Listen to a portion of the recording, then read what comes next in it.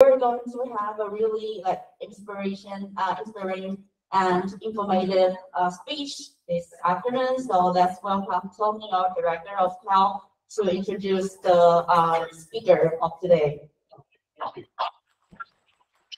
Good afternoon, everyone. Hi.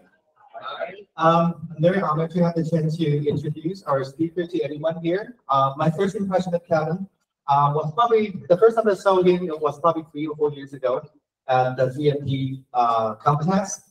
I don't know whether you've heard of this event.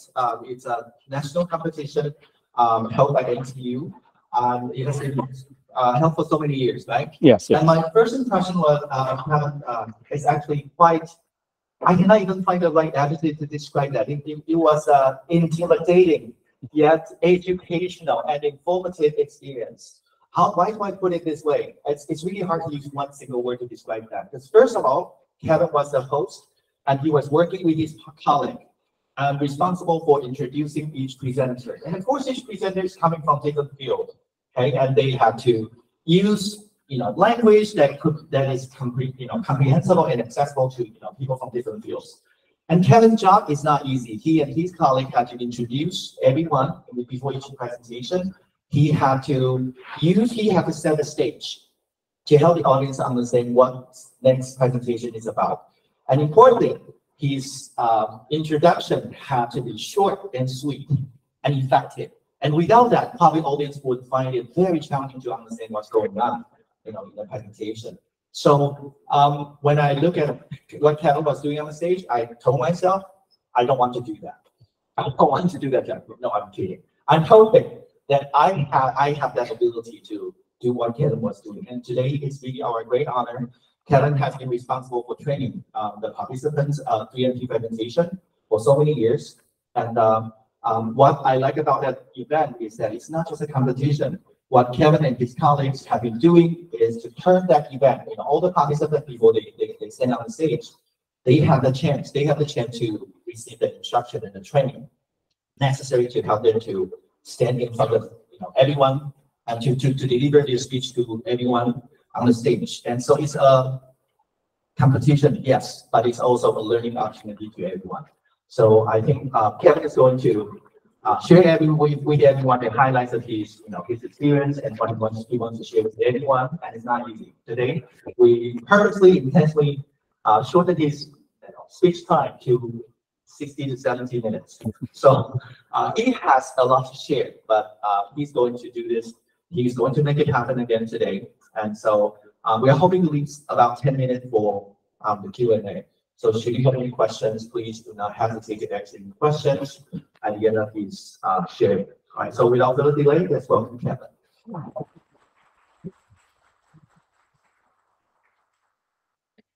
All right, thank you so much for the kind words. I hope I can live up to your expectations today. So again, my name is Kevin Ko. You can just call me Kevin. So at NTU, I'm responsible for a lot of the training that goes on for these 3MP contestants.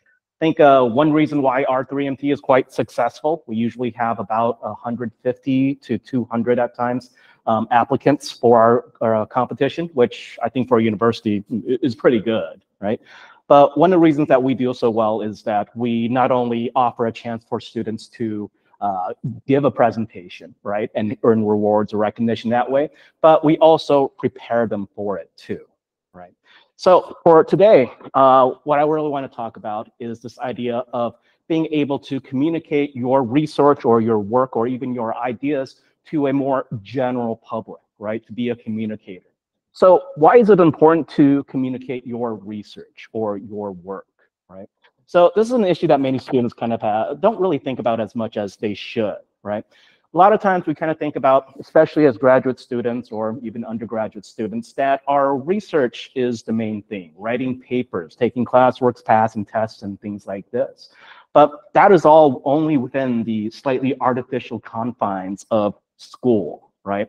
After school, there's so much more that happens, right? Even during school. So here's some of the main kind of benefits of research communication, right? Your research, especially as graduate students, the things that you cry and bleed over for all these years, it has value, right? At times, it might not seem that valuable to you because maybe you're kind of sick at looking at it all the time, but it is valuable, right? But one problem is that a lot of times our contributions to knowledge, to the world, to research, to science, don't really go beyond just our lab or the people around us. We all have really good ideas that we're working towards. Maybe we're working towards better nutrition, or maybe improved hygiene, or a base for others to build on. But here's the challenge. A lot of times, many people are not really good at research communication. So research communication is not the same thing as writing papers, right? Research communication is the ability to explain one's research in a clear and understandable way. I think many of us would agree, papers might not necessarily be clear and understandable most of the time, right? So it's a completely different way of communicating, right? So here, let me ask you guys a quick question. Right? How good are you at communicating your research in English? So take a moment on a Likert scale here, a 1 to 5. What do you guys think? How good do you think you are at communicating your research in English? Not as a paper, but orally. So how many people think they're more on the horrible side? A 1. So don't be too harsh on yourself, right? Don't be too harsh on yourself. How many people? Maybe a 2? A couple more in the middle, 3. This is always the safe answer, right? And this is also how you mess up other people's Likert scale research, right? Just do the middle for everything, right? More towards the 4? Awesome. Super awesome. Well, even if we are super awesome, we might be a little bit, not so forthcoming about that. But I think this is going to be a challenge that many students do face. And in my experience working at NTU and working with 3MT contestants, a lot of times they're not especially good, or they don't start off especially good at being able to communicate their research. So if you are good at communicating research, there's so much that can happen. It will open up so many opportunities to you that maybe publications and conferences might not on their own. For one, more people can understand your research, right? Which, for something that you spend so much time and energy on, wouldn't that be great, right? To get some recognition from normal people about the work you've put in, right? It'll also help your research to stand out more and make your research have more impact. So it not only does it increase the science and whatever you're working on, but also makes you look good at the same time, which sounds pretty good to me, right? So here, in addition to just looking good and being able to communicate my research, being able to communicate or being able to communicate your research can also help you communicate with researchers from other fields, right? Especially now in our more interconnected technology and communication, there's a lot more interdisciplinary collaboration and research, right? In the past, this didn't happen too much because people just don't understand each other's work, right? But this is definitely the direction that research and innovation is going, right? So being able to communicate with people outside of your field can open up also other research opportunities, employments, all these kinds of things. So here's another question for you. When was the last time you asked a researcher what they were working on and came away from the conversation without any clear understanding of the answer? Has this happened to you before, where you meet someone and you ask them, oh, so what's your work on? What are you working on now? What's your research? And they start talking and you're like, right? That's interesting, right? Without really understanding what's happening. I think this is something that we've all experienced at some point. And some of us might be really brave and ask them to clarify, but let's face it, most of us, right? Interesting, right? So here, one kind of problem is that researchers and academics are typically not very good science communicators. They're not really bad at research communication, right? I'm sure we've all had professors or advisors even, where at times it's really difficult to communicate with them about some ideas, right? So why are researchers and academics kind of bad at research communication? Well, there's a lot of reasons for this. So one reason is that typically, this is the graduate school and research thing, our focus is very narrow, right? So here's a fun fact for you guys. At least in the US, there are higher rates of mental illness in academia than there are in the general public, right? So does this mean that crazy people go into academia, or does academia make people crazy, right? It's not too hard to imagine, right? Because oftentimes when we specialize in something, that's what we focus on. And when we focus on one small thing, that's fewer people understand us and the fewer people we talk to. So one reason why a lot of people are not really good science communicators is we have a narrow focus, right? Other times, or another reason is that we're not explicitly taught how to speak to research about other people. Having these kinds of science communication classes or even opportunities wasn't always available traditionally. It's definitely a more modern thing, right? Also, research was meant for a small select group of people, not a wider audience, right? There just was not that emphasis. But things have changed, right? Things have changed really greatly. Because of this, because many people, researchers, academics, have not been really good at science communication, there's been real tangible results of this, right? Large portions, at least in the US, large portions of the general public, even a large portion of highly educated members, are woefully misinformed about current advances in sciences and how it affects our lives, right? So, for example, only 37% of Americans consider genetically modified foods to be safe to eat, right? Which, if you really think about it and look at the research, is kind of weird because everything is modified in some way, right? About 50% of American public believe that climate change is mostly due to human activity, which conversely means the other half does not really believe in climate change, right? Only 49% believe that scientists agree that climate change is happening, right? So it's always fun to make fun of Americans this way, right? They're really good examples of this, but this is also true in many different parts of the world, right? This is why during COVID, we had so much craziness going around, right? Where research was fairly definitive about certain things, but people were very misinformed about this, right?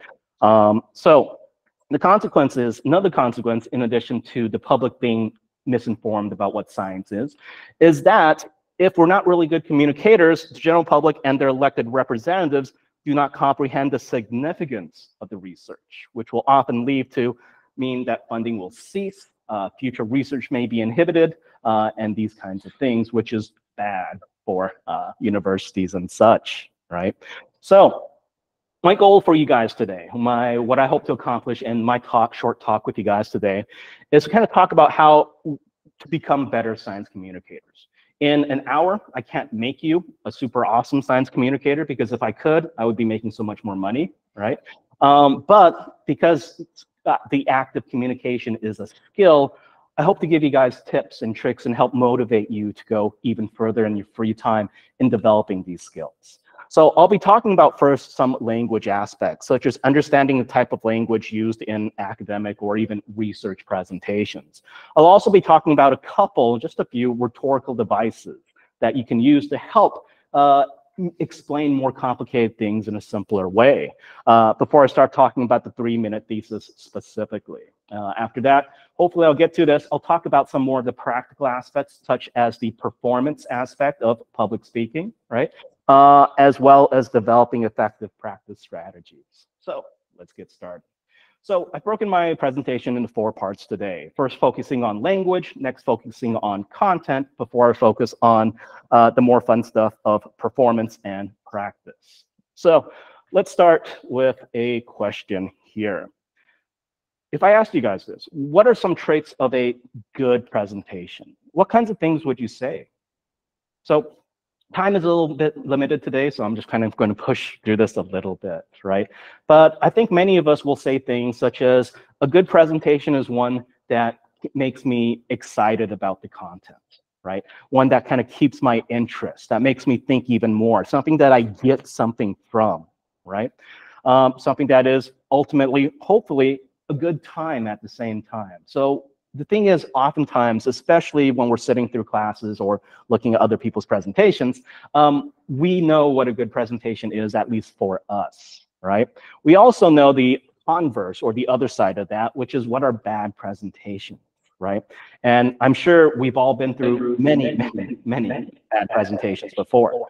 These are such presentations that I would just summarize as boring, right? So either it's boring because I don't understand, or maybe the person is not really communicating well or speaking to me. It could be boring because it's too complex. There's so many different reasons of why it could be boring, right? So this is what we want to try to avoid. So got some videos, but I can't really work out, can't really play sound, so that kind of defeats my videos. But if we kind of take a look at this, right? This is a medical conference presentation, and I'll just summarize. It's a really bad one, right? If you take a look, you can kind of judge just by their slides really quickly. Nope, not going to happen. All right. Technology is also something I'm for the presentations too, right? But this would be an example of like a pretty normally mediocre bad kind of presentation where the presenter does not look really excited, right? Where the presenter is not actually speaking to the audience, right? They're looking at their notes, they're looking at the screen, but they're not really engaging the audience, right? Where the presenter has no smile whatsoever and looks very tired, right? And we can kind of tell some very, very ugly slides going on, right? But here. So to kind of avoid this, right? One reason that people kind of get turned off from a lot of presentations is the type of language that you use. So first, let's kind of talk about register or the overall level of language that we should be using. A lot of times people think that if I'm presenting my research, I need to use an academic register, right? And sure, that's true. But people's opinions or ideas of what academic actually means can be quite different, right? So here, the way a person's, what we're talking about in register is the way a person speaks in relation to the audience and how we modify our language to register, the language register to signal levels of formality, all right? So for example, let's say here you are, you run into a friend and it's a close friend. So what can you say? You could say yo, the other person will say sup, and it'll be perfectly fine because we're very close and around the same level, right? So let's say same situation, you're there, you run into your professor, and you hopefully your professor doesn't wear his gown all the time. That'd be super weird, right? But you run into your professor and you say, yo, it really depends on the professor, right? But that would be kind of weird, right? Especially if this was like your first meeting, like, right? But if you were saying professor, right, the professor could reply, sup, right? Just because of the register level of difference there. So what I'm trying to talk about here is the different levels that we're talking in. So how formal do you think you need to be during an academic research presentation? Many people will think pretty much like a paper, right? Fairly formal, right? On the upper scale, right? However, that's not actually true, right? And research also supports this.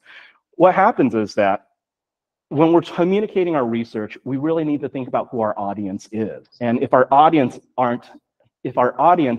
not editors of a journal, we definitely will talk to them differently, right? Just like how we would talk differently to a friend versus how we would talk differently to a professor, right?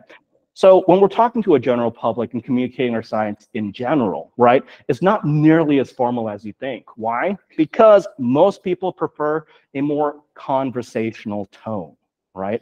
And more importantly, people generally don't talk like academic papers. If you meet someone that talks like an academic paper, it might be a difficult friendship, right? It really depends, right?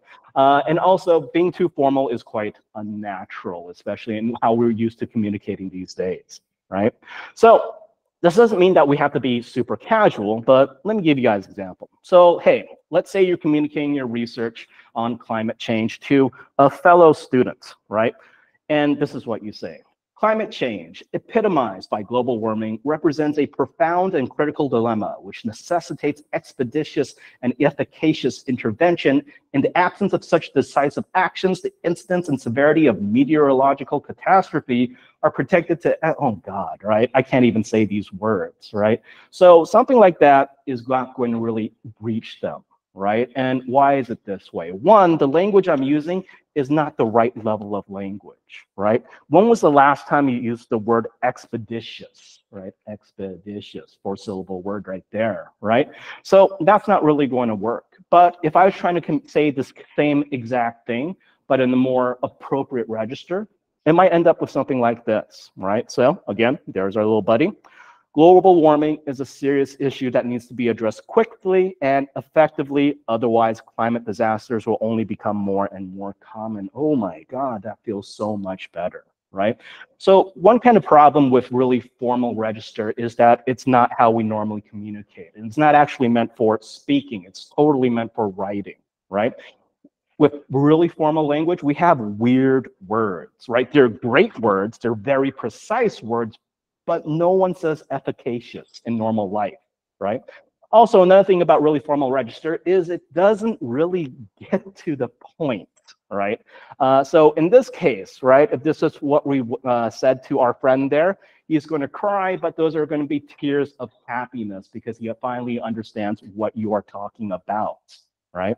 But on the other side, though, let's say you have your professor day there and you're saying global warming is no joke, bro. We got to do something about this fast and smart. Otherwise, we're just going to see more and more crazy weather stuff happening in this case again, right? So it really all depends on who we are talking to, right? So obviously, the way you talk to people in your lab, your professors, might be kind of different from how you talk to normal people, right? But with science communication, we're focusing on talking to normal people because you guys probably talk to your professors just fine already. So here's the thing. When we're talking to a general audience, we don't want to be too casual, right? We can use our normal words to communicate, but if we want a little bit more precision or to be a little bit more, I don't know, academic or scientific about it, we need to modify our language to make it a little bit more formal or appropriate. Not super formal, right? Not efficacious formal, right? But a little bit more. So, for example, so how can we do this? We can do this through this idea of verb shifting, right? So we could, or I could talk to you guys about sentence structures and things like this, but I'll tell you right now that gets really boring really quickly. Here's a trick that we can use right away that will make really big differences. So when we're using language, right, there's a lot of word choices that we have. There are some things that we can replace and some things that we can't. So terms and ideas, maybe we can't really change that much, but things like adjectives and especially verbs, we have so many options too.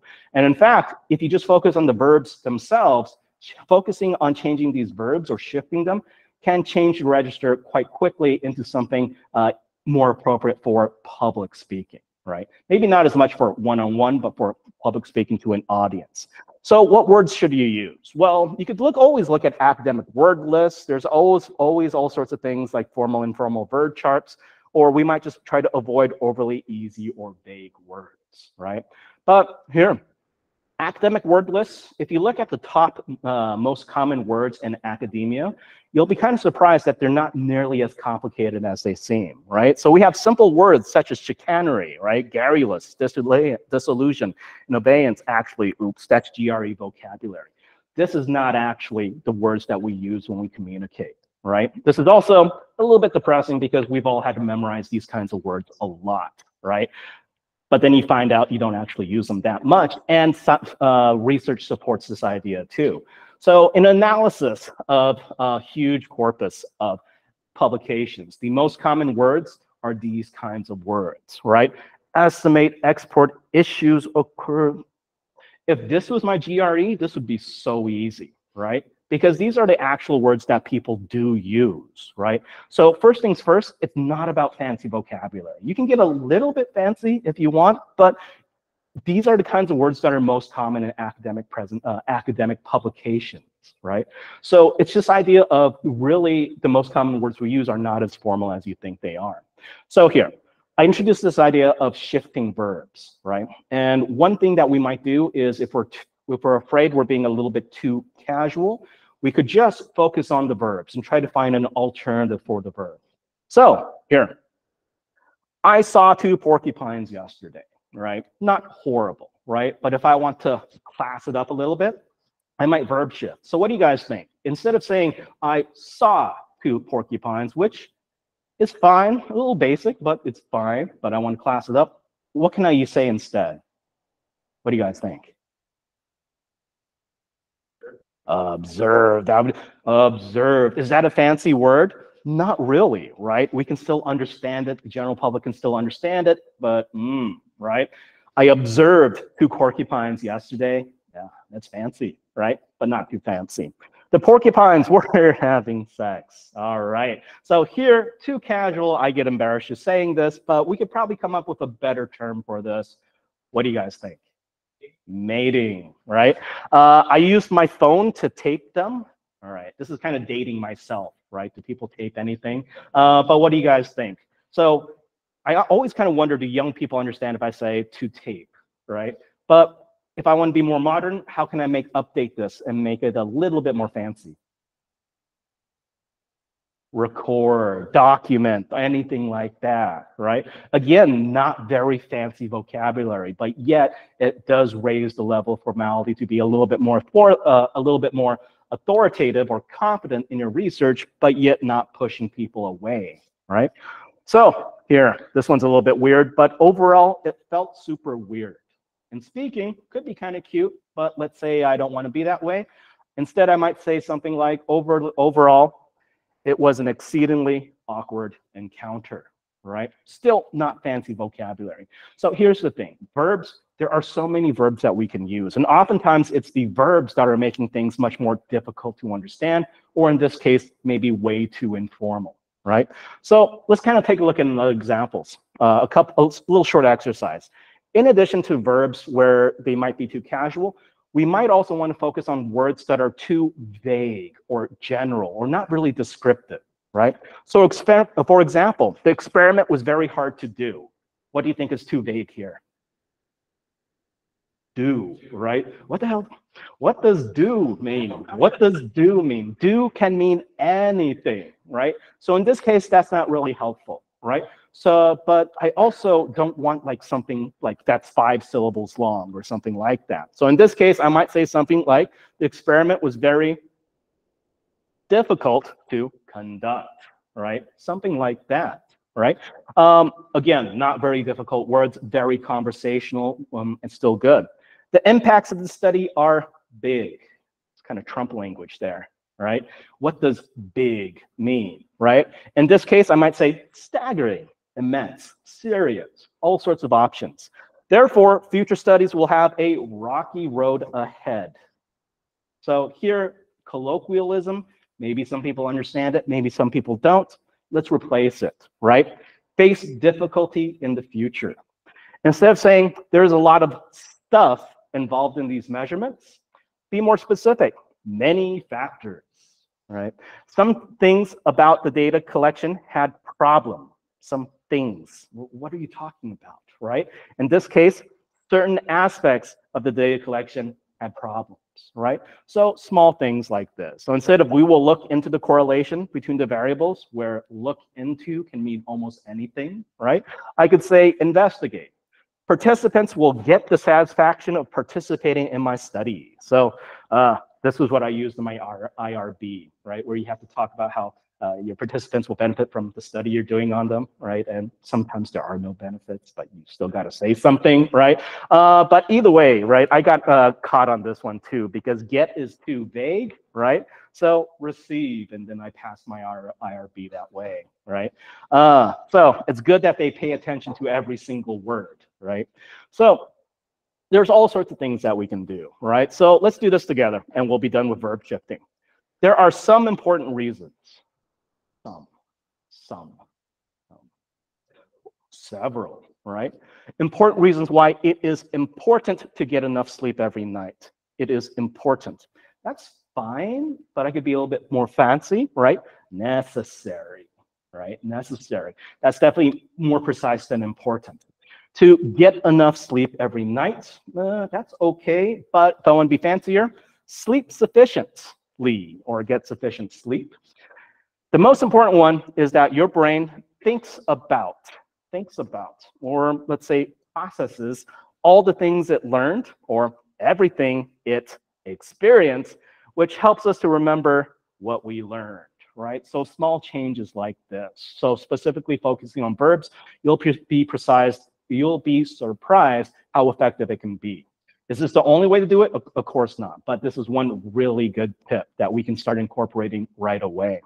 So in addition to basically verb shifting or adjusting our register, realizing that the register that we use or the language that we use to talk to a general public or a wider audience is much different from how we talk to our professors or advisors. Another thing we can do is incorporating rhetorical devices in how we talk about things. One challenge that many students have is to try to explain complex concepts to an audience. The mistake they often make is they feel like they have to educate the person about everything, right? Almost like delivering a lit review orally, which is not a good time, right?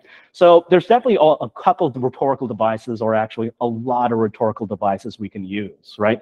And these are rhetorical devices that help to convey the main idea, not necessarily all the detail and specifics, but the main idea and the main gist of things in a way that at least the audience will feel like they understand more easily, right? So rhetorical devices are a type of language that is used by a speaker for the purpose of evoking a particular reaction from their listener, right? And in this case, we're trying to use them to get more understanding or to appreciate what we're talking about even more. So first thing we're going to talk about today, or our first rhetorical device, is analogies. So analogies are going to be super awesome at trying to convey more complex ideas, right? Again, we don't want to spend 15 minutes educating them so they just get the main idea. And we also have to realize when we're communicating to a more general public or a wider audience, we don't need that much precision, right? They don't need my citations. They don't need the dates. They don't need, all these specific numbers, because it's not going to have any meaning to them, right? The main thing is conveying the main idea so that in this case, they can appreciate how awesome your work is. So analogies, we use analogies to make something easier to understand, right? Or that's one reason that we use analogies. And typically we'll compare what is more difficult to understand with something we are more familiar with, or actually that the audience is more familiar with, right? So for example, let's say you're talking to an undergraduate or maybe even like a middle schooler before college. What is the difference between college and graduate school, right? Personally, for me, I had no idea. I thought graduate school would be like 20% harder, right? No, I was mistaken, right? Quite mistaken there, right? So here, it's kind of a really complex idea of like, what is the difference between undergraduate and graduate, right? There's so many things I could talk about. This could be hours and hours of information. But if I want to convey it more quickly or more to the point, I might use an analogy, right? Comparing it with something that the audience might be able to visualize, understand, or have experience so that they get the main idea. Will it be the exact idea? No, right? It won't be nearly as precise, but this is quite efficient, right? So here, completing undergraduate studies is like learning to cook, learning how to cook, following preset recipes with given ingredients.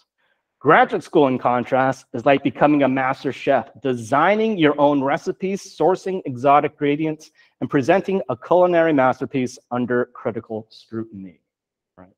So does this convey everything about the differences? No, but it conveys in just a sentence or two one of these main ideas, right? From just following a recipe to having to read the recipe, which I kind of wish someone had told me before too, right? Because that is a big jump, right? So analogies are pretty awesome. So let's kind of work on this. How would you describe the experience of giving a presentation, right? So in this case, our experience of giving a presentation is going to be very different for each person, right?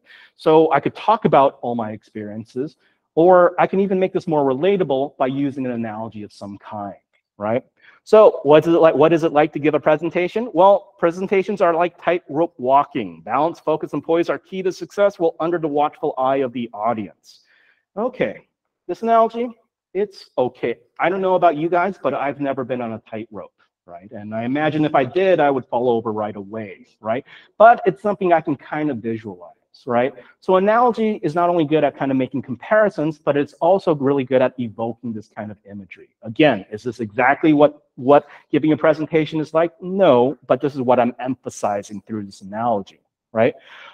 So our purpose of an analogy can be to make something easier to understand, but it also can be more, to add more dimensions to something, maybe more imagery or more meaning or more impacts, right? So again, what's it like to give a presentation? Oops, too many buttons. Presentations are like juggling flaming torches. It takes skill and practice to keep everything in the air, and one wrong move can lead to disaster, all while being watched by an eager audience. Again, no experience with flaming things, right, which I think is a good thing in life, but it adds a visual element to it. It makes this boring, let's face it, kind of a boring idea about presentations a little bit more interesting, a little bit more engaging, because we're making it more visual. Right? What about this? What's it like to give a presentation? Presentations are like walking a tightrope over a canyon. The tightrope represents the presenter's carefully prepared material, and the canyon represents the potential pitfalls and distractions that come with public speaking. Balancing on the tightrope requires focus. All right, so in this case, maybe too much. Right? Maybe too much. It's not to say it's not possible, but ideally we're working for efficiency, right? With just a couple sentences to get the idea across. If you want to incorporate an entire story into it, that could be good, right? If you wanted to, but then you kind of have to think, do you want to spend this much time on just this one main idea that you're conveying, right? But yeah, what about this analogy? Presentations are like eating soup with a fork. The audience is a bowl of soup, and the presenter clumsily tries to convey information using the wrong tool, making a mess in the process. Do you guys get it? Because I don't get it. In this case, it's not helping, right? So it needs to be productive. It needs to either make us understand something better or add more spice to it in some way, right? So analogies are great. They make things easier to understand. They connect more abstract ideas with something that's more relatable. Analogies, definitely a skill. It takes some practice to do, right? But yeah, here are some quick tips about making analogies, right? Good analogies are going to be familiar. They're going to try to connect with something that the audience either knows or can visualize, right? And they're often, not always, but often based on a type of concrete experience. For example, let's take a look at this. Electric potential is the electric force to the electric force what height is to the gravitational force. GRE flashbacks already, right? But in this case, I'm talking about electric potential, gravitational force. What is electric potential? That's not something I really think about. But if I compare it to something else, specifically voltage, right? That's going to be more concrete and more direct because electric potential, that's not what we normally talk about. But voltage, I've heard about voltage, right? But it doesn't always need to be concrete. Basically, it can also be used to can be expressed in terms of ideas that you already know. So for example, understanding a complex concept is like solving a puzzle, right? So in this case, understanding a complex concept probably is not a very difficult concept to understand, surprisingly, right? But through an analogy, I can sell this even more or kind of frame it in a more interesting way that the audience will find more impactful. So it's like solving a puzzle. At first, the pieces might seem scattered and unrelated, but with time and practice, you start to connect them, forming a coherent picture that reveals the underlying remains, right? So that's nice, right? It feels kind of good. You look pretty good using an analogy, and that was just like 10, 15 seconds at most, right? All right. So yeah, so I'm just going to move it a little bit forward from analogies, and here we go. Next thing I want to talk about is using examples, right? So analogies are great. They take a lot of practice, right? But the idea is pretty good. The main thing to think about is that they need to be productive or add something to your presentation. Make it easier to understand or more like, wow, more dimension to it. Another thing that we can do is to use examples, which technically is what an analogy is, but we're not English majors. We're not going to be picky like that, right? But another approach is to specifically use examples to illustrate what you are talking about, right? So let me ask you guys, how many of you guys know what a piezoelectric motor is? All right, awesome, because then I can say whatever I want about it and no one's going to be like, he doesn't know what he's talking about, right? So piezoelectric motors, right? So especially with my engineering students, they have a very difficult time conveying these kinds of ideas, right? If your research is about a piezoelectric motor, then you can't really avoid it, right? Your audience will have to have an idea of what a piezoelectric motor is, right? So in a paper, they might say something like this. A piezoelectric motor, or piezomotor, is a type of electric motor based on the change in shape of piezoelectric material when an electric field is applied as a consequence of the converse piezoelectric effect. I hate when they define things using that word they're defining in the definition, right? An electrical circuit makes acoustic or ultrasonic vibrations in the piezoelectric material, most often lead zirconate, titanate, and occasionally lithium niobate or other single crystal materials, which can produce a linear or rotary motion depending on their mechanisms. Wow. Now I think I get it. Do you guys get it?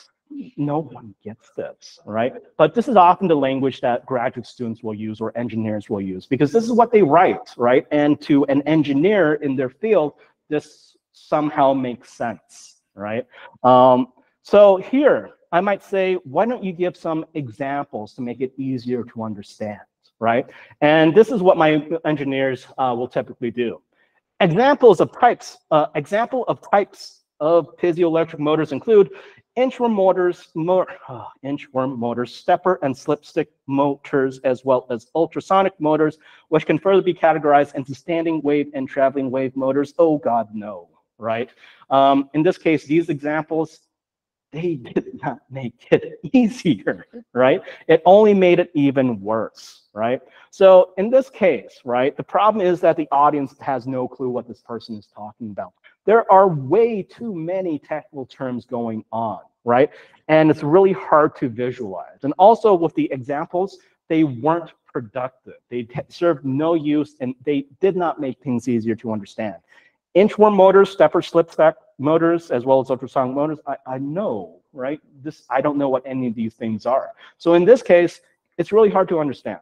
But if we can incorporate more tangible, right, more productive and understandable examples, maybe we can make this much more understandable already, right? So for example, in this case, I might say something like this. We all have cell phones, right? And we all have cameras on our cell phones. It's actually kind of weird if you don't, right? When you take a picture using your phone, the camera on your phone needs to focus on your face or whatever it is you're taking a picture of. The object you're taking a picture of might be very close to the camera or maybe very far, right? So far, it's friendly, right? Nothing too technical, right? Probably something we've already kind of thought about at some level, but maybe not too much. In a traditional camera, like an old film camera, you would focus the lens by turning it by hand, right? In modern cameras, you don't have to do this anymore because there's an electric motor that spins the camera lens elements in order to find the focus. However, in your cell phone, there isn't space for an electric motor, right? So how does your phone focus the lens of the camera? Well, it's through the use of a specialized type of motor that is, typo, exceptionally small and fast, that looks nothing like a regular motor. It's a piezoelectric motor. A piezoelectric motor doesn't have spinning parts like a normal electric motor. Instead, it uses crystals. By putting pressure onto specific types of crystals, an electric charge is created. In addition, if you put an electrical field on, typo, a piezoelectric material, the material will deform, right? I hate typos like this. Spell check doesn't catch it, right? But there, right? So compare that to what I just talked about with piezoelectric materials and things like this, right? Suddenly this is going to be much more understandable. Is this exactly what a piezoelectric motor does? No, but the idea is good enough, right? So instead of trying to explain what a piezoelectric motor is and not making friends at the same time, something like this, using examples that the audience can relate to and visualize, is going to be so much more productive, right? So if a camera on your lens is not a regular electric motor we use, it makes that zzz, zzz sound. Instead, it's crystals that are deforming in a way to spin the camera lens back and forth, which is what my research is about, or something like that, right? All right, so yeah. So we talked about analogies, and analogies are awesome. They take some practice. But this example, or this idea of using examples to illustrate what you mean by choosing the right kind of examples to illustrate, can be really effective at conveying complex ideas, but in a very more direct and efficient way. Again, we lose precision no matter what. We just have to accept that, right?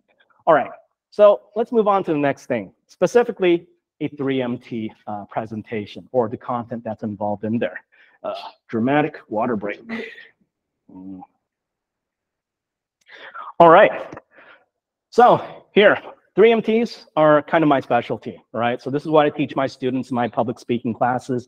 And then, yeah, a lot of coaching goes into the 3MTs. And in fact, it's not just NTU that hosts 3MTs. More and more schools are also hosting 3MTs because they're a really popular way of building presentation skills and increasing visibility. But even though I'm here at NTNU right now, NTU is the only official 3MT. Right? So name brand, right? Name brand. So let me ask you guys, what can you do in 3 minutes, right? 3 minutes is such a short amount of time, right? And if you think about it, if you're ready, you could make a fried eggs, right? You could do that in 3 minutes if you heated things up. You could always do what I do and just like a couple posts on Instagram, right? Or what if you could present your graduate level research to a general public, right? So this is what a 3MT is focusing on. Right? 3MT is about communicating your graduate level research or any research to a general public in a 3-minute time frame, right? So why would you want to present your research in a 3-minute format, right? When realistically, you could probably spend hours and hours talking about it, right? Well, here, with a 3-minute thesis presentation or 3MT, it's a really easy way to help you to develop these presentation skills, right? 3 minutes is a very manageable amount of time versus like a 20-minute conference presentation, right?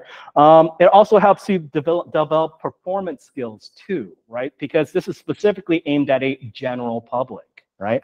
It also helps you kind of think about content design skills because 3 minutes is not a long time. We can't waste much time at all, right? Everything needs to be productive or contribute to the overall message, right? And in addition, to really be effective, we also develop these skills for understanding your audience too, right? It also helps you get to the point, and again, it's a much more manageable size for you and your audience. So what I really love about a 3MT is that, let's face it, if I'm preparing for a conference presentation that might be 15, 20 minutes long, the first couple minutes are going to be really good, right? But then after that, I'm busy, 20 minutes, I can't memorize all that. It's a lot of work going in. And this is also kind of one reason why sometimes conference presentations get a little bit boring, right? But 3 minutes, I can do it, right? Even someone like me could run for 3 minutes if I had to, right? So here, let's talk about this, the 3-minute format. What we're doing is we're describing your research to a wide audience. And what we're focusing on is grabbing and maintaining audience interest. We're conveying complex ideas that will be understandable to everyone.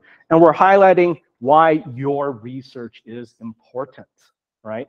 So in this process, you can see a lot is involved if you want to do a good job at this, right? So 3MT started in the University of Queensland. It's a global thing now. Hundreds of universities take part in this.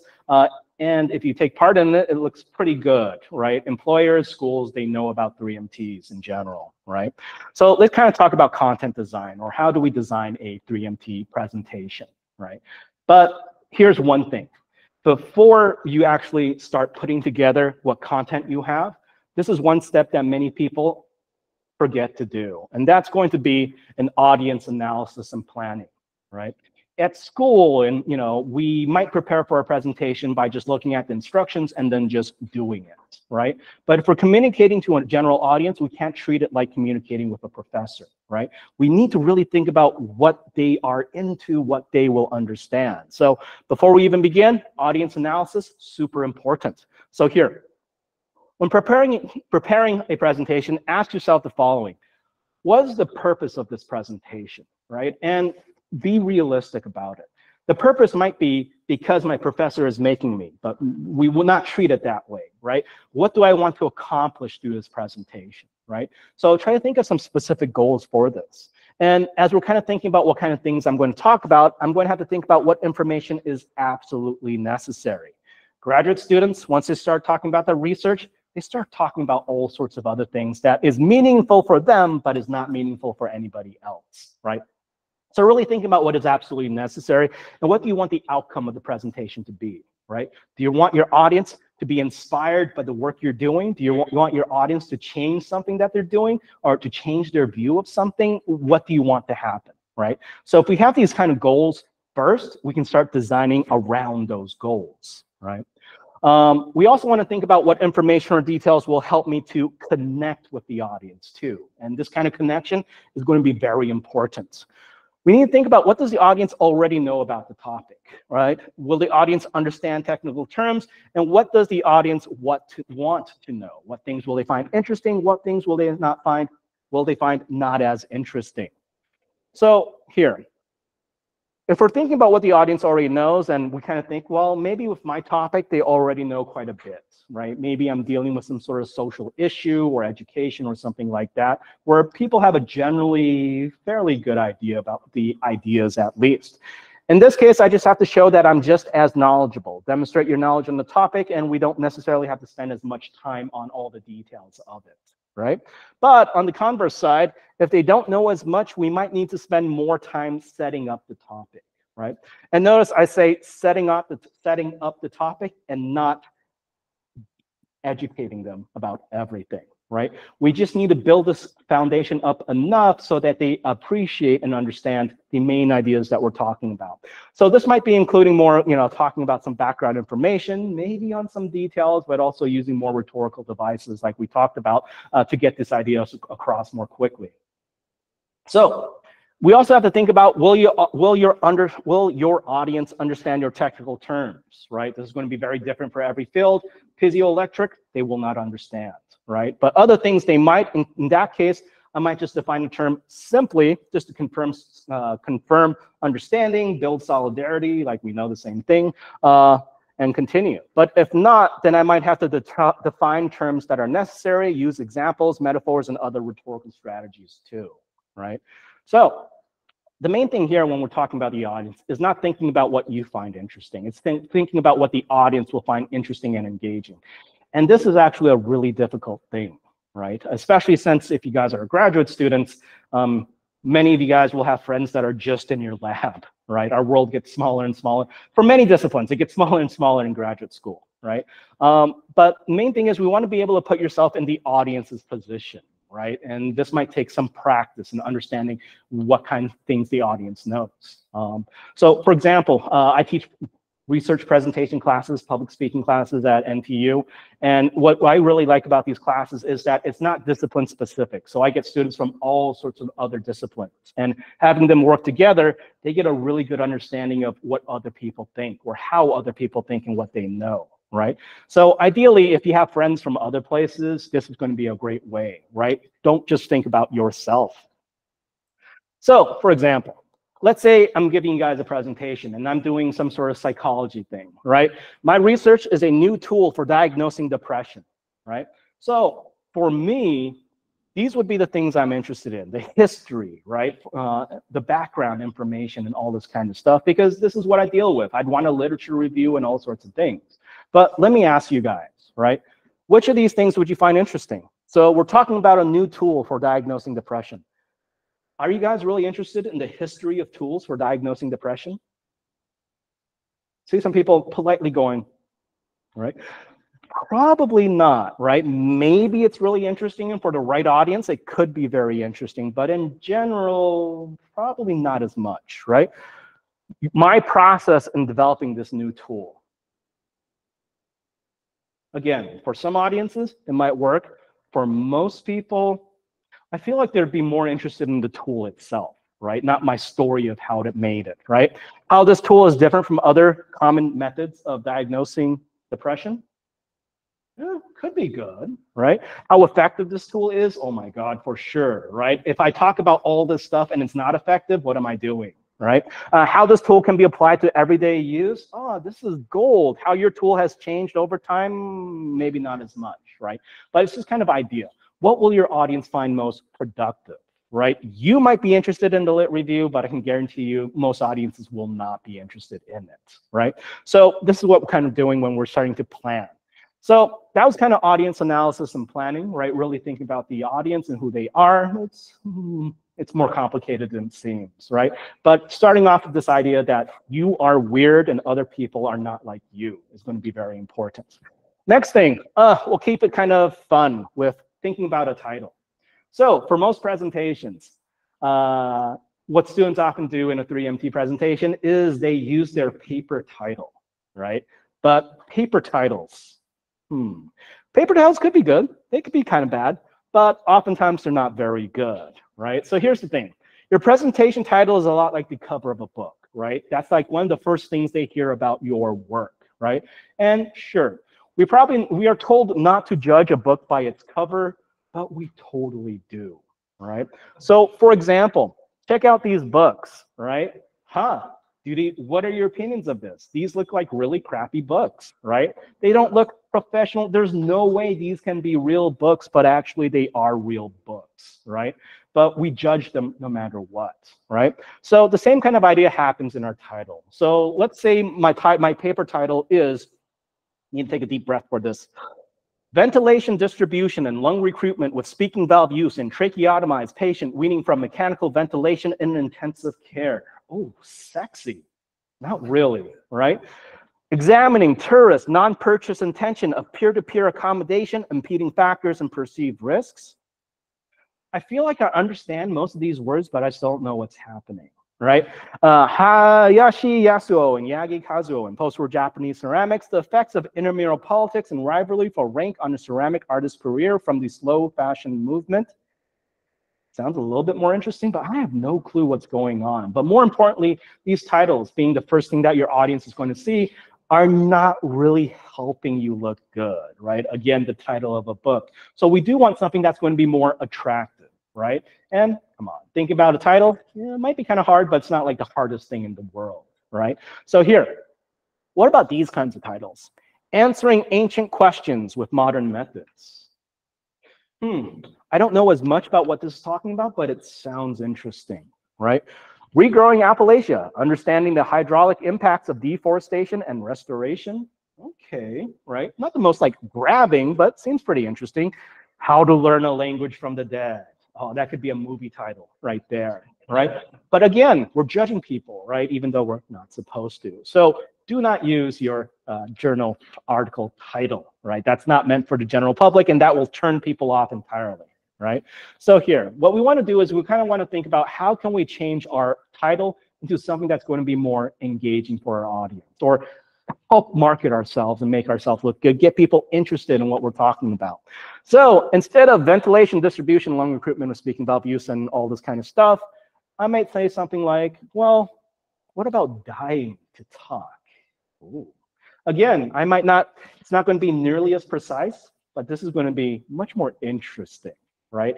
It lowers the affect of your audience, right? What about this? Instead of sex-specific DMRT1 and CYP19A1 methylation and alternative splicing in gonads of the procrandrious hermaphrodite barramundi, which, side note, is a type of fly thing. Anyways, I might say, let's talk about sex change, all right? Instead of saying short-term neuropsychological recovery and alcohol use, use disorder, a retrospective clinical study, helping patients to recover short-term neuropsychological recovery and alcohol use disorder. So here, with this kind of example, it's going to be great if you could come up with something like learning from the dead or dying to talk, or let's talk about sex change. But if you can't, this is also going to be a really good approach where you have something more descriptive and helpful in the beginning, using the colon to add more details to it, right? So realistically, this is going to be a more easier approach if you're having difficulty coming up with something really creative. But the main thing is both sides, not scary, right? Not scary. All right, so that was the fun part, talking about title. Let's talk about the next thing, avoiding jargon, right? So this is related to register, but it's a little bit different because jargon is typically going to be terminology. And in all our fields, we have all sorts of terminology going on, right? So how can we adapt this kind of terminology for a general audience, right? So it's going to be really important.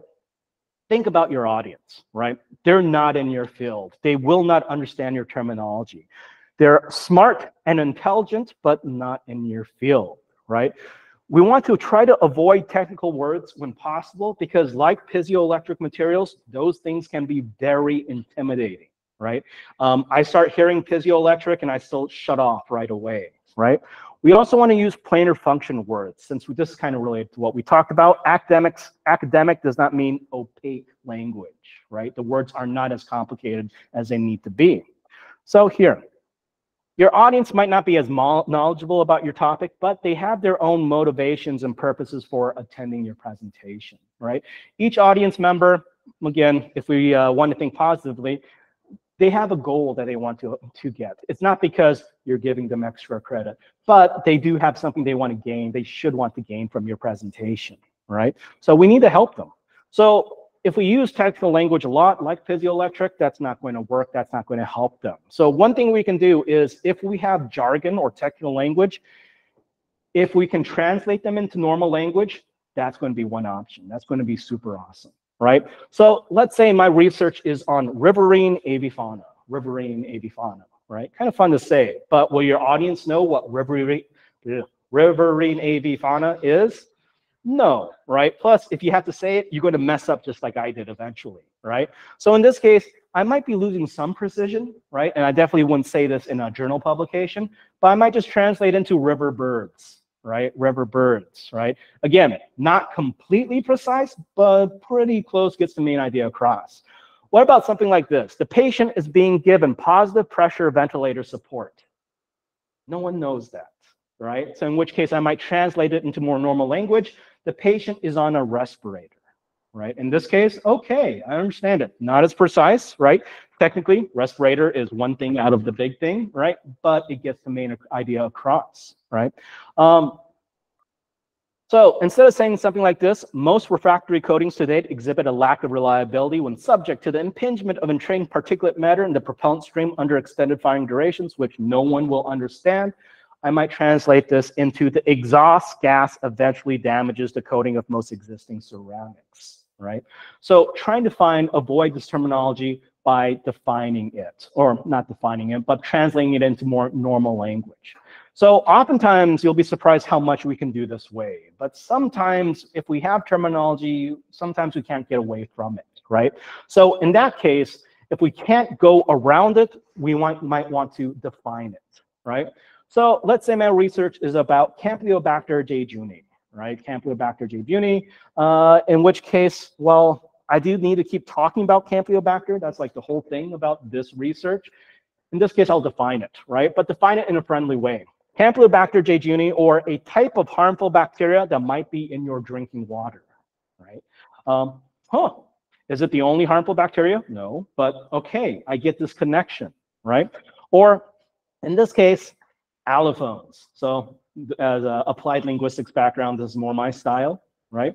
Allophones, right? I keep talking, if my research is about this, it's going to be really hard not to keep saying this, but it's going to be so important for my audience to know what I'm talking about. In this case, define it, and maybe even give an example. So for example, the different allophones, or the different ways of pronouncing the same sound, such as the P in pill versus lip. Oh, okay. Allophones, good, right? It gets it across very well. So how can we convey even more meaning beyond just kind of using more plainer language or defining our terms? We can use other devices too, right? We talked about examples, we talked about analogies, but we could also use stories and all these other things too, right? So, for example, does anybody work on quantum computers here? Awesome. I'm always so self-conscious when I have computer science people, but quantum computers, right? So let's say my research is on building quantum computers, right? I feel like I could, it might take 2 hours to explain what a quantum computer is and how it works and whatnot, but no, I only have 3 minutes. So I want to convey the main idea. So in this case, I might use kind of a story, kind of an analogy in this case, to explain the idea. So first, I want to start off with something that the audience already knows. So technically an analogy here. So many of us probably know that computers talk in a language of ones and zeros, right? Probably not too surprising. But here's the thing, because it only talks in ones and zeros, the more complex, the more ideas it's trying to convey, these ones and zeros get longer and longer and longer, right? Which is why computers haven't been developing as quickly, and we run out of memory much quicker because of these huge strings, right? So this is where quantum computers comes into play. So what is a quantum computer? It's a very complicated thing, but let's think about it this way, right? Let's imagine a coin, right? A coin, let's say heads is a 1, tails is a 0, right? So a traditional computer would just be heads and tails. But let's say we take the same coin and we spin it, right? As it's spinning, let me ask you guys, is it a 1? Is it a 0? Is it both? Is it neither? Well, this is what quantum computers are. We have this superposition, this third position, and that's about as much as I know about it, right? Which can exponentially increase how fast computers are and decrease memory, stuff like that, right? But using this, I've sidestepped having to explain quantum computers and everything like that, right? So using examples, analogies could be really awesome too. We also want to use planar function words, avoid overly fancy words. And here I'm going to talk about this idea of storytelling, right? So when I talk about storytelling, it's not like actually telling a story, but it's using a story kind of structure where you have a clear actor, clear action, and a clear result, maybe. But at least we are very clear about who is doing what. So in academic writing, we write in passive voice, which removes the actor, and we end up with stuff like this. The index finger of the surgeon is then inserted into the atrium. The valve is palpated, right? But when we actually speak, we don't really speak in passive voice, because when we communicate with normal people, it's really important to talk about who is doing what, right? So in this case, because there's no clear actor, and if you're kind of immature like I am, this is what you're kind of imagining. That finger is being taken and put into the patient, right? Because I don't know, you're not telling me who is doing what, right? But if we take this in a more active voice or storytelling approach, the surgeon then puts his finger in the atrium and palpates the valve. All right, that's going to be much more understandable and much more like conversation too. So we've talked about a couple things. Here is going to be the heavy part, the 3-minute content, right? We've kind of thought about our audience. We kind of thought about a catchy title to start things off. And we kind of thought about what kind of terminology we need to use or avoid or whatnot, right? Now let's talk about the actual design. So here, you guys are really lucky. A lot of people, when they think about doing the 3MT, they really have no idea where to start and where to end, right? They kind of treat it like a paper, and that's going to be the first mistake they make, right? So here, I'm going to present to you guys a structure based off an analysis of like thousands of 3MTs about the progression of ideas that happens within a 3MT.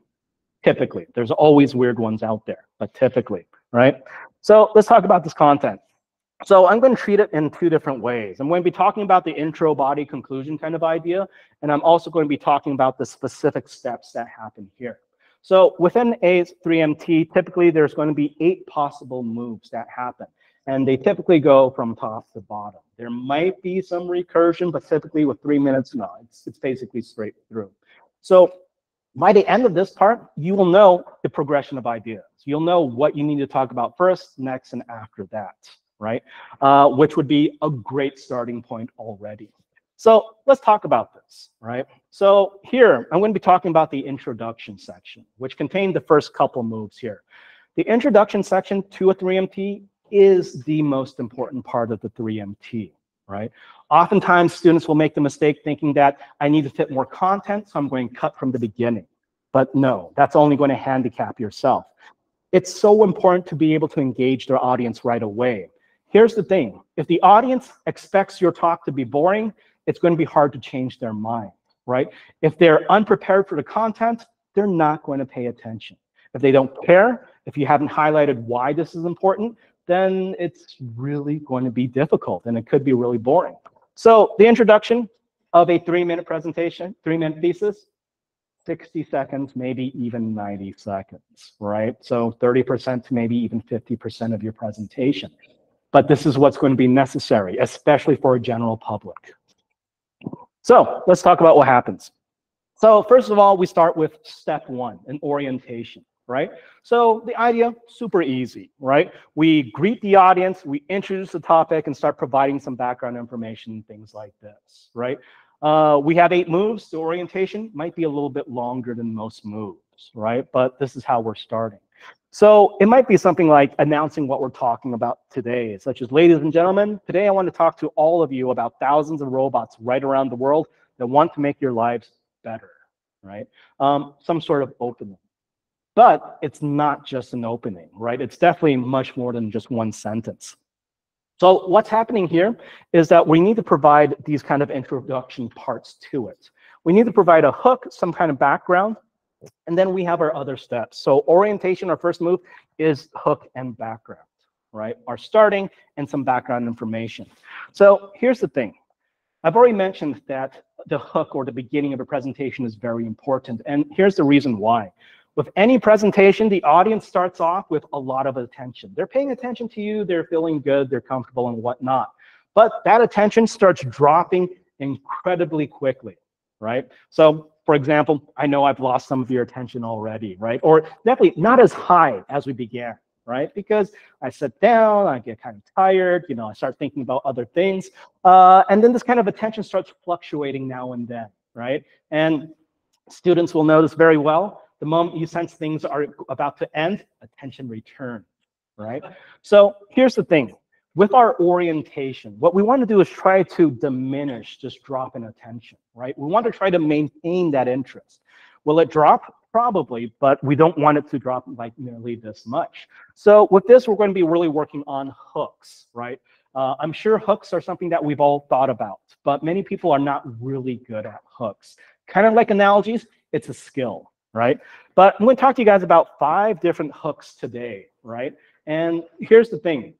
Even though I'm going to teach you guys about 5 different approaches to starting a presentation, you can get creative and really mix these things up. And in fact, the really good presentations will have multiple hooks going on, right? So let's start with an image, right? So with a 3MT presentation, you get a slide, you can present an image, right? You can use this image to spark people's interests. So for example, if this was my slide without the kind of lame template, right? I had this picture. I might start off with something like, thank you for coming today. Here, I want you guys to take a look at this picture. What do you see? What do these shapes remind you of? Well, considering how some of you guys are going he, maybe you guys see some anatomy going on, right? But you guys would probably know what kind of pictures these are. These are Rorschach ink block tests. We see them in movies all the time. Oftentimes, you know, detectives or psychiatrists are using these to kind of measure if someone is crazy or not, right? Depending on what they see. But actually, that's not what a Rorschach ink block test does. It does not measure if you're crazy or not. What it actually does is it measures your level of emotional functioning, which is related to my research in some way, right? So having something like that, especially an image that they can interact with, not just like a picture of my cat, how cute, right? Can be really productive. It gets people interested and involved. And with this example, I started off kind of general with something you guys can relate to too, right? So I started off with an activity, made a kind of joke about it, right? Rorschach ink block test, movies, then we kind of see the connection before moving into what I'm talking about specifically, right? So we can start off with an image, right? But we can also do other things too. So we could also state a problem, and this is going to be quite common of approach, right? We present a problem that hopefully is going to be interesting and engaging for our audience. So for example, pancreatic cancer is a serious condition which will likely lead to death within a matter of months. With all the advances in medical sciences, there is still no real treatment for this cancer. A diagnosis today is just as deadly as it was 100 years ago. Well, I tried to take a more serious approach here, right? But if I highlight the problem, that could be kind of interesting too, right? We might also ask a rhetorical question, right? And here's another tip. If we can make it topical, it would work even better too. And what do I mean by topical? Something your audience has been thinking about recently. We live in an earthquake-prone region. Do you know how safe the building is that you live or work in? Do you think it would survive an earthquake? Well, today I'm going to talk to you about how to find out or something like that, right? So could be interesting, right? Could really work. So these examples are short, right? We can really expand on these and include other things together, right? But I'm just trying to illustrate what kind of approach you might start off with. So another thing, you might refer to surprising data of some kind. So maybe not necessarily a problem, it might relate, it might overlap with a problem, but something interesting. Did you know tuition for an undergraduate degree at an Ivy League university in the US costs over $60,000 US a year? Compare that to with the cost of tuition at the top universities in Taiwan, which is only about $2,000. So what does this mean? Well, studying at an Ivy League school for 1 year costs just as much as studying in Taiwan for 30 years. Expensive, right? But are these degrees from these schools worth it? And then research stuff, right? So even something like this could be kind of interesting. For me, it's really funny, like, make fun of America a lot.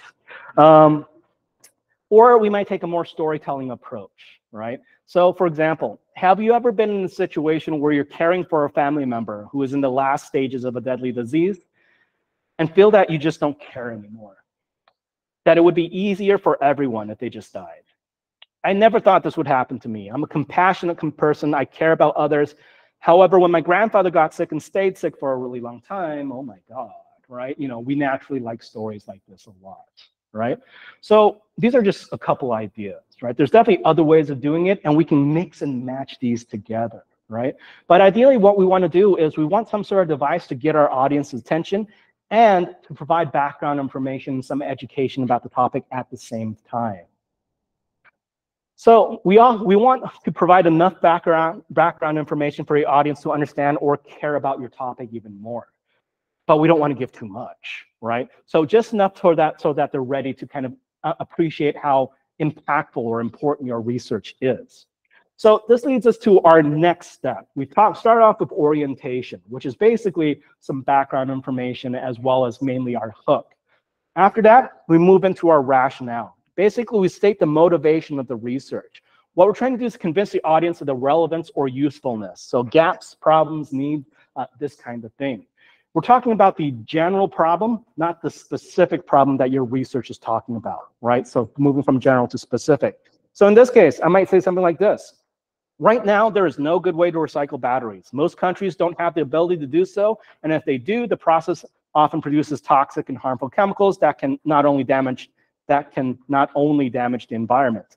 This is compounded by the fact that many countries that do recycle batteries on large scale often use child labor, exposing these kids to these harmful chemicals, right? So the big problem, right? Not necessarily the problem I'm working on specifically. But either way, so we present an opening, a greeting, start with our hook, right? And at some point we have to move into the rationale. What is the problem the general problem we're looking at, not the specific one. And then if I want to talk about theory or kind of, basis, the framework of my research, I would follow it after that, right? I might talk about how my research is founded upon a theory called activity theory. And activity theory simply tells me that human beings create or adopt tools to do stuff if I wanted to. It doesn't always happen, but if you do want to talk about theory, this would be the place. So I start off with orientation, some sort of greeting, some sort of hook, start talking about my topic. I move into my rationale. What is the big problem, right? And if I want to talk about theory, this would be the place. And now I move into the purpose, right? Which is your specific research. What are you trying to accomplish with your research, right? So we're moving interesting, general, and more specific, right? So we state the research objectives, purposes, or focuses, what we're trying to do. So for example, I might say, the big question that we want to know is how effective are these reading programs for these struggling readers, considering their limited resources, but what your research is looking at specifically. So the purpose could just be one sentence, right? It doesn't have to be paragraphs. Orientation, that might be a paragraph. Orientation background, that's a paragraph in total, right? Purpose could be a sentence, could be more if you want to focus on it, but for most people, it's just going to be 1 or 2 sentences. All right, so this leads us into the body of our presentation, right? So in the body of presentation, we have 2 more moves that are going to happen, right? The body is going to be the meat of our presentation, but here's the thing. We might be tempted to go through our entire paper, IMRD, right? All these kinds of things, but no, banish the thought. There's no possible way, right? But what we want to talk about are the most interesting things. Focus on the things that the audience is going to engage with more. So for example, what is going to be most meaningful and interesting? So here, in the body, we have 2 moves, which are methods and results, right? So I've talked about what my research is looking at. I move on to my methods, the first part of my body, right? But here's the thing. Your method section in your research paper might be a couple pages, but I probably don't want to talk for a couple pages about these methods, right? So for most people, well, the body, 60 to 90 seconds, but talking about the methods, we want to talk to them, tell the audience what we did, right, in general. And for most people, if you're not focusing on describing your methods, it's just going to be one sentence, right, what you did or how you do it. This could be as simple as, we developed a new drug. We developed an algorithm, right? We developed a survey to use to measure this or that, right? I'm not going to talk about how my algorithm specifically works, because you can imagine that's going to be boring right away, right? But justify what, so we might present a method, and for most people, it's just going to be one sentence, right? And then after our methods, we move into our results. And results is going to have a little bit more variability. A lot of graduate students might not have results yet, right? The time from between you have results and when you graduate is typically relatively shorter, right? But no matter what, we have to talk about something here. If you have results about your research to talk about, this is the place, right? And this might be a couple more sentences going on. If you don't have results, you'll talk about where you are in your research, implication, what you're going to be doing next, or what you expect to find. Right? So this finishes our body, methods, results, right? Methods, one sentence. Our results, you can imagine, will be a little bit longer, right? But it's not going to be too long, though, because after that, we follow with our conclusion, which contains two steps, too, the implications and termination.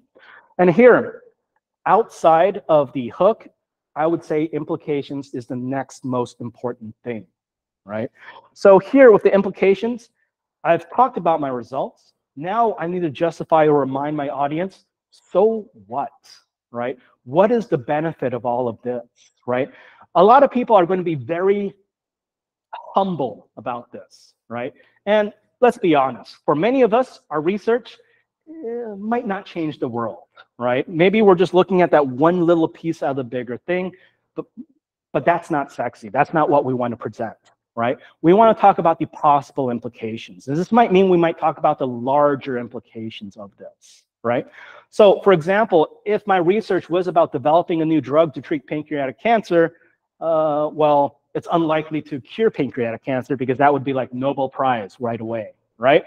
And ultimately, realistically, it might be like decades before anything else, even with this research. But instead of just talking about how my research didn't really do anything, I would present it more, I would market myself even more. How research like mine could one day lead to a cure for pancreatic cancer. Is that true? Yes, right? We're spinning it a little bit, right? But this is what the audience will remember, right? If we highlight that it didn't really do anything, that's what they're going to remember. They're not going to see the bigger picture, right? So these are what the implications are. Answering the question of, so what? Why is this research important? How will it change things? And finally, after that, we have our termination, right? So we end with either some sort of conclusion, final remarks, or whatnot, right?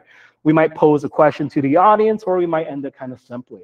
But typically what kind of happens here is we offer some type of recap, right, on what we just talked about, along with a final message.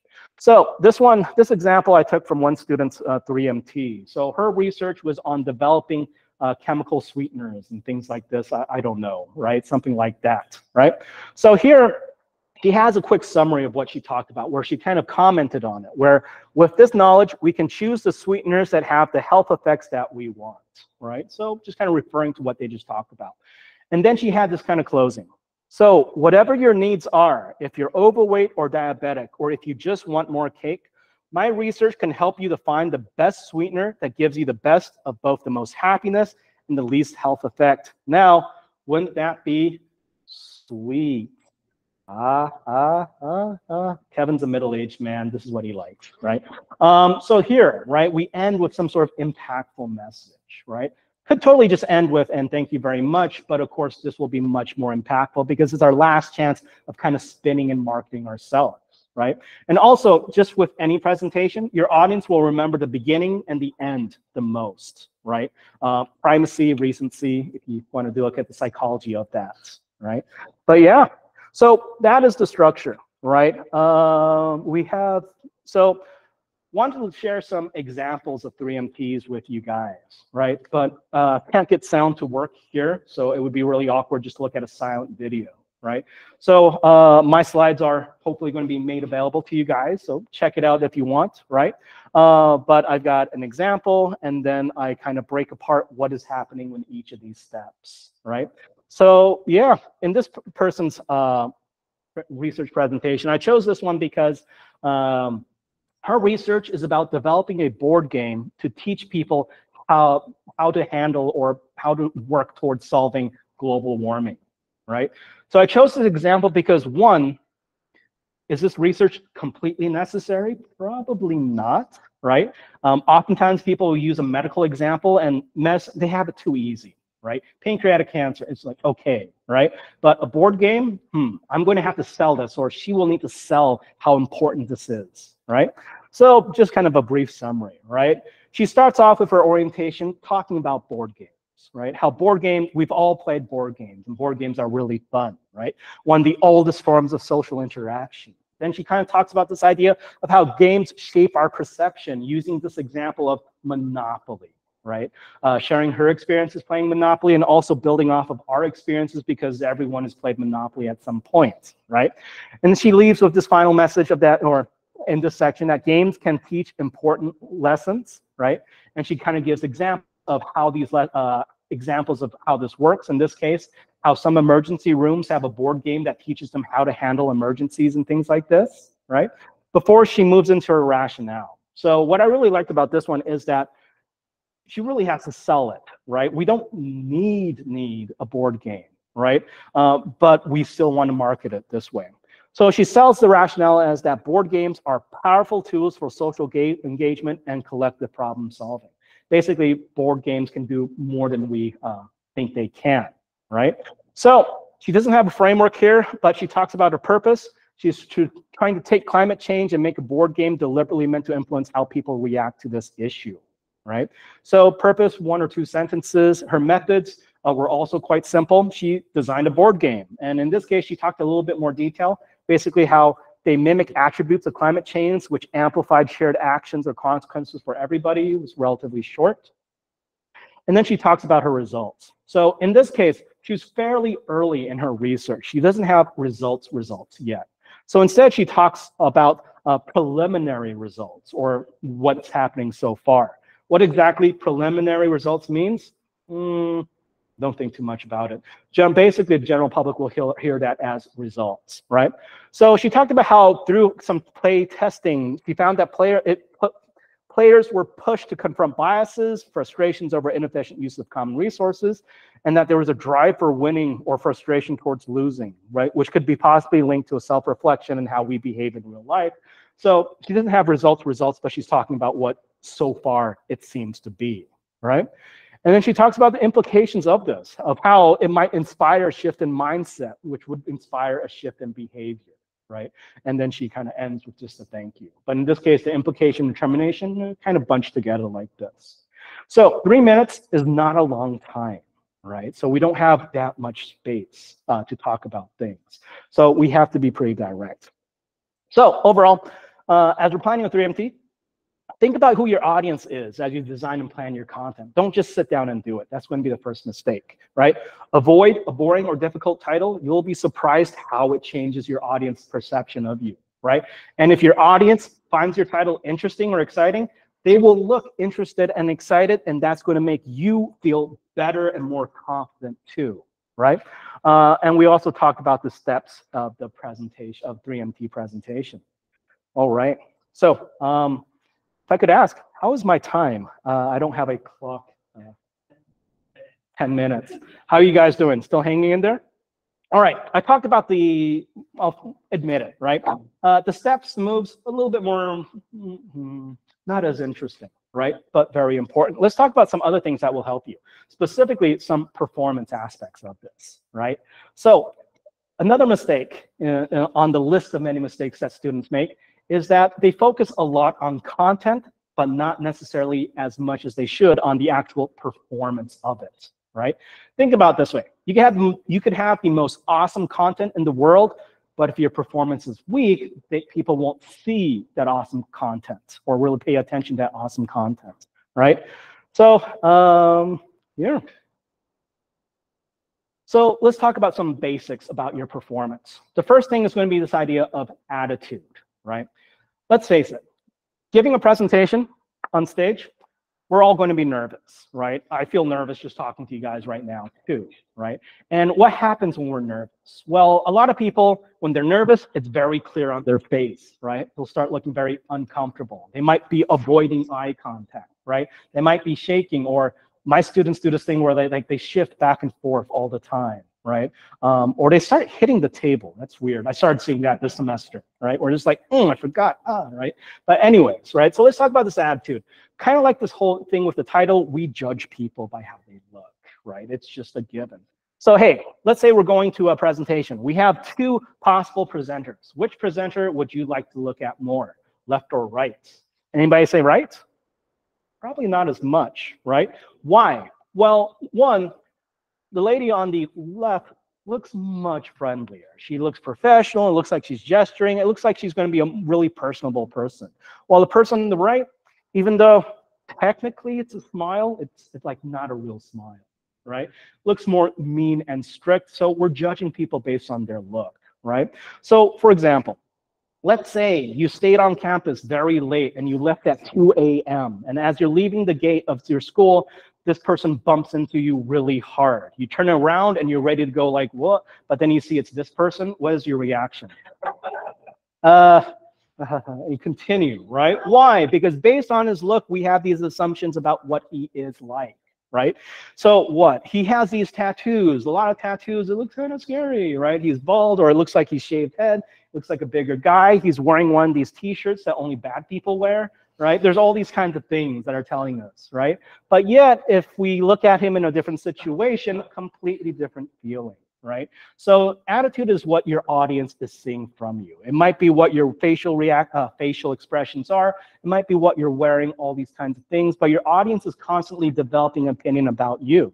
They're developing this idea of whether this is going to be an interesting presentation, a bad presentation, a boring presentation, and so on, right? So it's really going to be really important to pay attention to these kinds of things. I had a couple examples I want to talk about, but it's not going to work. But either way, we have to be really careful about what our persona is on stage, right? A lot of people, if they're nervous or thinking about their script, they don't smile. They look very serious, right? But that's not what people are drawn towards, right? People forget to smile, right? People forget to make eye contact with the audience. But the main thing is we need to think about what we look like from the audience's perspective. So, for instance, we see this dog, it's going to be like bad dog right away, right? Bad, but cute because it can't do anything to you, right? We see this, we think good dog, right? We see this, we think like he looks like a jerk, but suddenly he looks friendly. Now we think looks like a mean teacher, but suddenly a friendly teacher, right? We get all these kinds of things from all this nonverbal kind of communication that's happening, as well as appearance and things like this, right? So be aware of this, right? And as you practice, remind yourself to be focusing on how you look, right?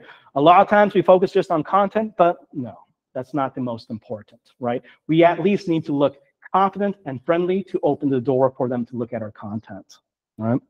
So we don't want to be uninterested or look unprepared, right? These are things that give negative vibes, right? We don't want to avoid eye contact or stare at the slide for an entire time. We definitely want facial expressions to happen, right? Good ones, not like just scowling the whole time. And we definitely want some energy and enthusiasm, right? So how can we present a good attitude?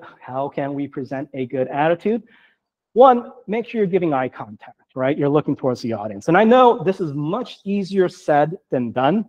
I could give like a 30-minute seminar just on eye contact alone, right? But the idea is we have to be looking towards who we're talking to. This is how we build this relationship of communication, right? If I'm not looking at you, I'm not respecting you as an audience, right? I also want some level of energy. I might be terrified, but I want to show enthusiasm, right? And this is going to depend on your personality. Some of you guys are more friendly and outgoing, then hey, awesome. Some of you guys, let's face it, a little more strict, a little bit more reserved, but we can still express enthusiasm, right? And how do we do that? For example, so it comes down to this idea of contrast, right? So it's like this way. if I'm serious, but at times I smile a little bit, that smile, that contrast is amplified, right? So it's almost like I'm smiling more, even though I'm not smiling that much. Anyways, advanced kind of stuff, right? We also want to work on our body language, right? Standing up straight, looking confident, kind of a more open body language, incorporating gestures, things like this, which could be another 30 minutes if I had that kind of time, right? But we also want to think about creating our presentation with your audience specifically in mind too, right? So now let's work on something else too. So I know that was kind of quick, but moral of the story there, be aware of what you look like.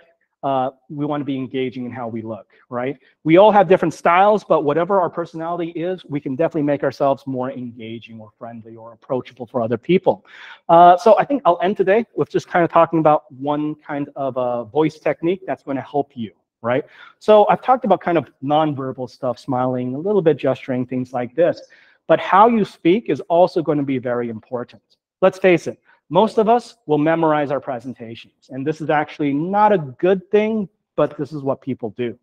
Problem is when we memorize it, it sounds like we memorized it. It sounds like we're reading it, right? So this is going to be very unnatural because how we talk is not like reading intonation. We're much more dynamic than that. And talking about voice performance, could spend an entire semester, right? But here are a couple tips, right? Or at least one tip that's going to really help you, right? First thing, when we speak, our voice is very expressive. Think about how you talk to other people. It's doing all sorts of things that are quite complex.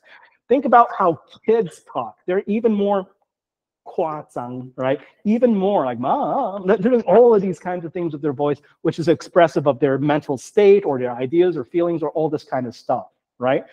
But if we don't have this kind of dynamic range, if we're doing it like just reading a text, that's already telling us very artificial and it's going to be harder to relate to, right? So here, I'm going to be talking about this idea of regulating or chunking. This is a simple thing that we can do with a script that can make our voice less like reading, or it can help break this idea of reading intonation, right? So regulating or chunking is the artificial control over speaking in which the speaker breaks up the spoken line into smaller parts and puts silent beats between them. One thing about reading intonation is it's like a train. Maybe not a fast train, but it's a very steady train, right? So if we work on with our scripts where we're putting breaks and pauses, this can add more dynamic range to it. And this can also help you to control your pace, let you breathe and look more comfortable, and also make you look more confident, right? So for example, let's say I took Obama's speech. A boring version would be if I just read straight through this, right? And here I'm trying to imitate Obama, but I might get this wrong, but you'll get the idea. Obama is really good at how he chunks or breaks things apart, right? He actually has a lot of pauses between what he's talking about. And sure, Obama, he has the gravitas to do that, but we can definitely do something similar. Maybe not as much, but something similar. So in this case, he might say, in many of our nations, especially developed countries, there is among our general population a genuine compassion towards those in need. There is a recognition of the grinding poverty that so many experience every day. Every day around the world. You get the kind of idea, right? Where we are putting these silent breaks and we're kind of phrasing things together. This is going to help you to sound more natural. And this is also really good at not only building drama, making you look more confident, right? But also combining ideas together that are going to be more digestible and easy to understand for your audience, right?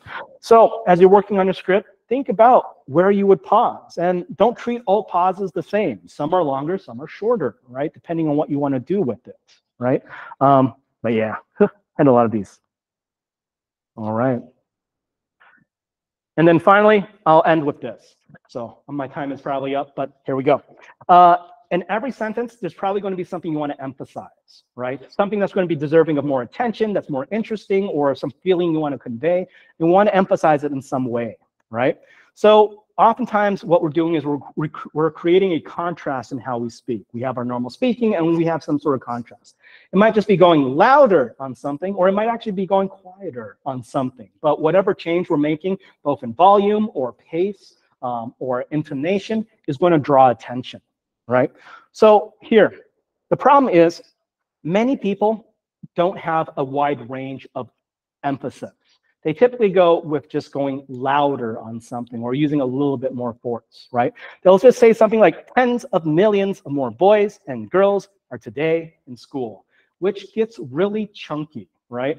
Like I mentioned, this idea of emphasis is based on contrast. If you do the same thing, it's no longer a contrast. It becomes a pattern, right? Which is why it sounded really chunky, because it was just a pattern.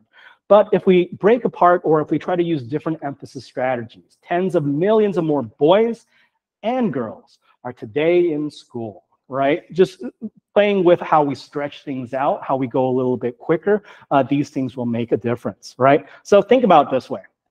Something you guys might not know about me is I like Pokemon lots, right? But here's the thing.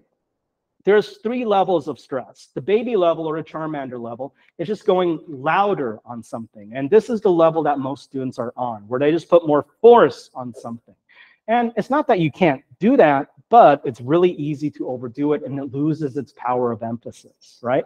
So something more complex would be the Charmeleon level of this, right? Where we're conveying importance and seriousness in other ways beyond just stress, where we might go softer, go quicker, slower, these kinds of things. But then the ultimate level would be the Charizard level, where we are doing these things, but we're expressing affect or emotion or feeling. Maybe your own feelings, maybe your audience's feelings, but it's the same thing as level 2, but much more complex, right? But yeah, so I think that's all the time I have today. And I think we have time for a question and answer. But thank you guys so much. Hopefully this was helpful for you guys. Thanks.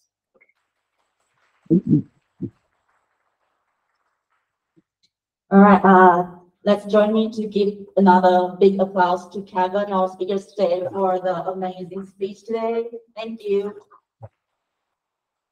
And we do have a certificate and souvenir that we wanted to give to Kevin today. Thank you very much, Kevin. Oh, thank you. Thank you so much. Oh, thank you. Thank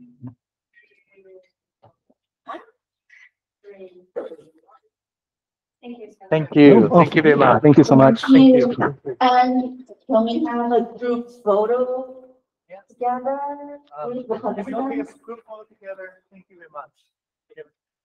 I would say yes. Please find us into like 7 rounds, and that'll be fine. 3,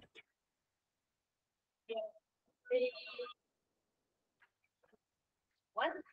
One more. 3, 2, 1. Thank you so much. Thank you. Thank you. Thank you. Do you have any questions from the audience? So we do have an online session, and that includes perhaps like around 50 people. And so far they are really satisfied with the content. So they are good. And do we have any questions? Actually, what Kevin has talked about today reminds me of something that he is amazing in that he was able to keep everyone's attention from the beginning to the end, and also what he was talking about served as a checklist, allowing me to ask myself whether I have done that in my own presentation. And he also reminds everyone in the very first beginning, when we are working on our presentation, or even before we work on our presentation, we need to do an audience analysis, who we are talking to and how do we prepare the kind of content examples that will make sense to them and something that they can relate to. That reminds me of something that I did when I applied for the job here at NTNU. I made a phone call specifically from the States, and I asked the department TA who are these people who will be attending, my job talk, and that really helps me a lot in thinking about the kind of example that will make sense to them. So you will never know, as you grow older, you'll be surprised, and probably that's not surprising, that most of the people that you need to talk to, most of the talks you need to give are usually the ones that are required to, to make it short and sweet. And importantly, these talks usually have an important impact on maybe the opportunities that you can embrace. And also one thing that Kevin shared with us today is that when you're practicing on your presentation, don't just focus on the what. You are the expert. You know what you want to present, but you also need to think about how you're going to deliver the content and the concrete example that you share with everyone, like the performance part, right, are all very concrete, something that we can all apply, hopefully, in our presentation. And so thank you very much for talking about so many things, like using the language that we can all understand. So thank you very much. Thank you so much.